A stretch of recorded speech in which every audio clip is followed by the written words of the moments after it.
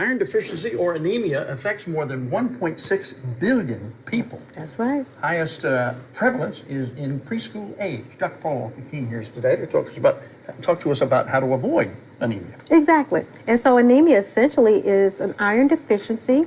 It's the most common nutritional deficiency worldwide. And so, as you mentioned, preschool age children are vulnerable for being iron deficient, as well as women of childbearing age due to menstruation and the monthly menstrual blood losses. And so those women who have heavy menstrual periods are more prone. Women who are pregnant or breastfeeding or postpartum are also at risk for iron deficiency. I saw gastrointestinal diseases. Yeah, like if you have a person has ulcers, yeah, and have some upper GI bleeding issues. And yeah. vegetarians are prone to this, right? Vegetarians, because they tend to have a more restricted diet, and if they're foods that are lacking iron, not prevalent in their diet, then they will be iron deficient. You brought some foods that have iron, right? Exactly. So supplementation is the best way. So one thing I need to say about iron is a mineral. Okay. And it is considered an essential nutrient. And so that means that we have to acquire it by way of the diet. We don't make iron. So if we don't eat it or consume it, then we won't have it. So here we can supplement with a pill.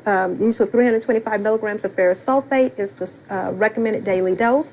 But there are foods that we can eat, like spinach and other cruciferous vegetables like broccoli. What'd you call them? Cruciferous vegetables. What does that mean? That means cross. The leaves of the vegetables are in the shape of a cross. Oh, cruciferous. Learn something new every day. Like crucifixion, cross. Yeah, that makes sense. Yeah. Now this doesn't obviously. Yeah, look and, like that, and but- pinto beans. These are the legume family, rich in iron, and another rich source of ways that we can make incorporate beans into different dishes to get our adequate iron supply. For those who think this is quinoa, it's not, right? It's quinoa, yes. And it's really, Cheryl said it perfectly. It's a cross between rice and pasta. Very delicious. It's gluten-free.